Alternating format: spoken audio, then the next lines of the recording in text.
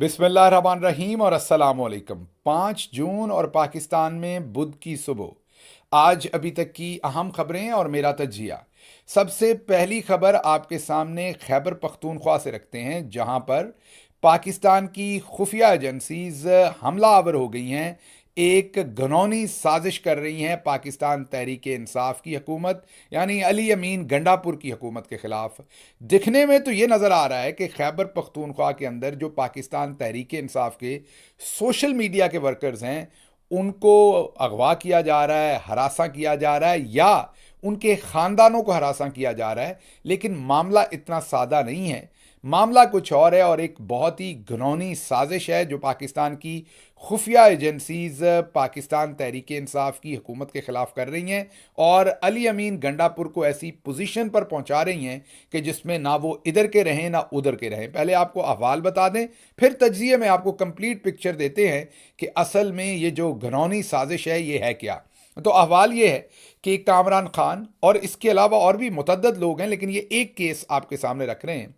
कामरान खान साहब ने एक ट्वीट किया है और उन्होंने ये कहा है, जो कि पाकिस्तान तहरीक इंसाफ के एक बहुत ही बेहतरीन सोशल मीडिया वर्कर हैं। पाकिस्तान तहरीक इंसाफ के लिए बहुत ही जांफशानी के साथ उन्होंने पाकिस्तान तहरीक इंसाफ के नैरेटिव को सोशल मीडिया पर हमेशा प्रोजेक्ट किया, प्रोटेक्ट किया और इमरान खान का दिफा किया। इसलिए हम इनकी सताइश भी करते हैं, इन्हें खराज तहसीन भी पेश करते हैं।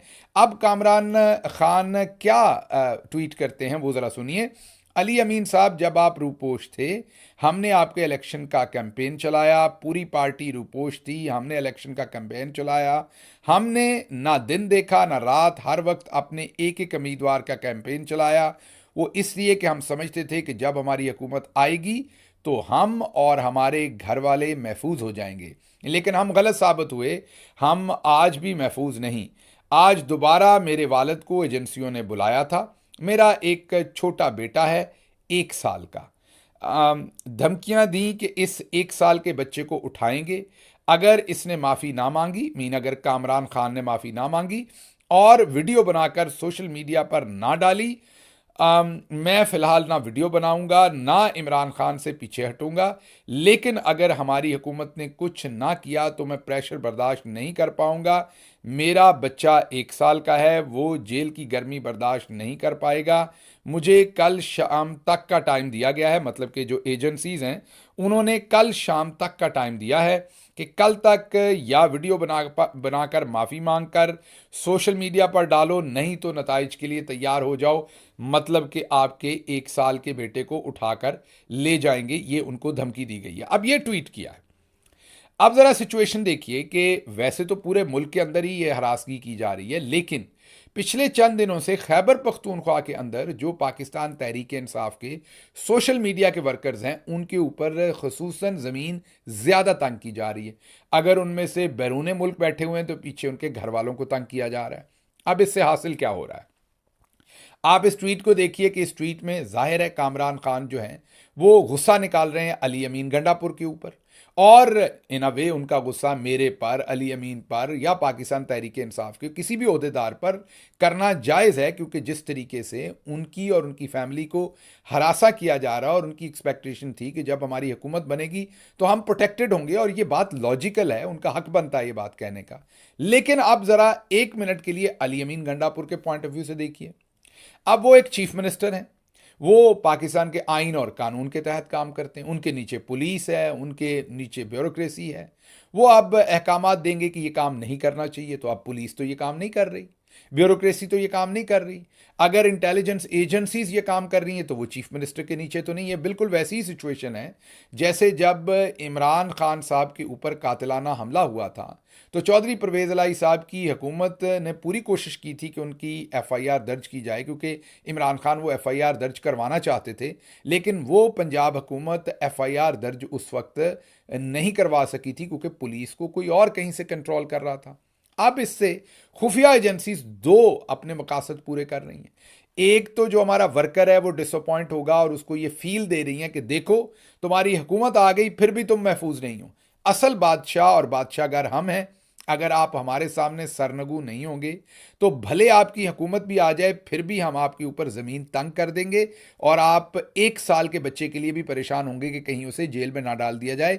और मेरा बच्चा 1 साल का मेरा बच्चा जो है वो गर्मी बर्दाश्त नहीं कर सकेगा। ये वो लाइन है कामरान खान की जो दिल चीर देती है किसी भी पेरेंट का, किसी भी वालिद या वालदा का, कि एक वालिद जो मुल्क से बाहर बैठा है वो अपने 1 साल के नौमौलूद बच्चे की सेहत, उसकी तंदुरुस्ती, उसकी हफाजत के बारे में कितना परेशान है। अब एक तरफ तो आपको ये फीलिंग दे दी कि भले आपकी हुकूमत आ गई है लेकिन असल अंदाता हम हैं। दूसरी तरफ अली अमीन गंडापुर के लिए ज़मीन तंग कर दी। अब अली अमीन गंडापुर अगर तो आइन के अंदर रहें, जो कि वो एक चीफ मिनिस्टर है और आइनी चीफ मिनिस्टर हैं, आइन के अंदर रहें तो वो इनको रोक नहीं सकते ये सारे काम करने से, क्योंकि ये आइनी तो कर ही नहीं रहे, आइन को तो इस्तेमाल ही नहीं कर रहे सारे काम में। ये कौन सा किसी सिविल जज ने बुलाया है या किसी पुलिस के डीपीओ ने बुलाया है, ये तो इंटेलिजेंस एजेंसीज ने अपनी कार्रवाई की है। अब आइन में रहते वो इसका जवाब नहीं दे पाएंगे। अगर वो आइन से बाहर निकलें तो ये फौरन टर्म करेंगे कि ये देखेंगे आइनी वज़ीर आला नहीं है, ये तो गुंडा है, ये तो गुंडागर्दी कर रहा है। तो अब अली अमीन गंडापुर को पता नहीं चलेगा या चल रहा होगा कि मैं जाऊं तो किस तरफ जाऊं। अगर आइनी जिम्मेदारियां पूरी करूं तो कामरान खान का जो गिला है वो जायज़ है और आइनी तौर पर वो बहुत कुछ कर नहीं सकेंगे।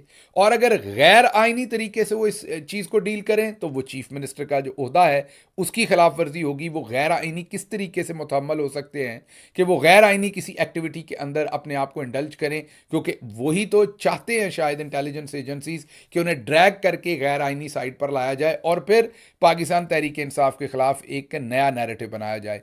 तो ये इंटेलिजेंस एजेंसीज जो पाकिस्तान की है ये केपीके के अंदर ये कर रही हैं। ये अब एक संगीन हरकत वहाँ पर की जा रही है, लीथल हरकत की जा रही है, एक घटिया हरकत की जा रही है ताकि हुकूमत पर से लोगों का, वर्कर्स का, पाकिस्तान तहरीक इंसाफ के सोशल मीडिया के वर्कर्स का एतमाद उठे और या फिर अली अमीन गंडापुर को अपनी अपनी क्रीज से बाहर निकल के खेलना पड़े। दोनों सूरतों में आपको पता है जब बैट्समैन क्रीज से बाहर निकल के खेलता है तो उसे स्टंप करना आसान होता है, उसे आउट करना आसान होता है, और अगर वो विकेटों के साथ बहुत जुड़कर खेले तो तब भी उसको आउट करना आसान होता है। तो दोनों मामलात के अंदर या अली अमीन गंडापुर को पीछे धकेला जा रहा है या धकेला जा रहा है कि वो बाहर निकल के खेलें, और वर्कर के साथ भी यही किया जा रहा है। तो ये संगीन सिचुएशन है। मैंने कोर कमेटी में इस इशू के ऊपर मैंने भी आवाज़ उठाई और दोस्तों ने भी उठाई है। इसका कोई हल डिस्कस करेंगे, हम केपी के गवर्नमेंट के साथ भी करेंगे। मुझे ये लगता है कि अगर केपी के गवर्नमेंट जो है वो बहुत ज़्यादा अच्छी बात है कि सब्र का मुजाहरा कर रही है और करना भी चाहिए, लेकिन बहुत ज़्यादा सब्र का मुजाहरा करेंगे तो ये ऊपर चढ़ते आएंगे। इसकी एक कोई स्ट्रेटजी ऐसी बनानी चाहिए कि इसमें पेशावर हाई कोर्ट को इन्वॉल्व करके और फिर एक ऐसी फोर्स बनानी चाहिए, जैसे कि कामरान है तो इनके घर वालों को, अली अमीन गंडापुर को पूरी प्रोटेक्शन दे देनी चाहिए और वहाँ पुलिस बिठा देनी चाहिए। और अगर पुलिस उनकी बात नहीं सुनती तो पाकिस्तान तहरीक इंसाफ के पास वर्कर्स हैं, इनके घर पर वर्कर्स बिठा देने चाहिए अगले 10 दिन, 15 दिन, 20 दिन के लिए, ताकि वहाँ पर हिफाजत हो, क्योंकि अब ऐसे ही काम चल सकता है और तो कोई तरीका है नहीं। लेकिन आपको ये सिचुएशन बतानी थी कि इतनी संगीन सिचुएशन है। हम कई दफ़ा तनकीद तो कर देते हैं लेकिन ग्राउंड पर क्या हो रहा है वो जो लोग उसको बर्दाश्त कर रहे हैं उन्हीं को पता है। अच्छा जी, अगली खबर आपके सामने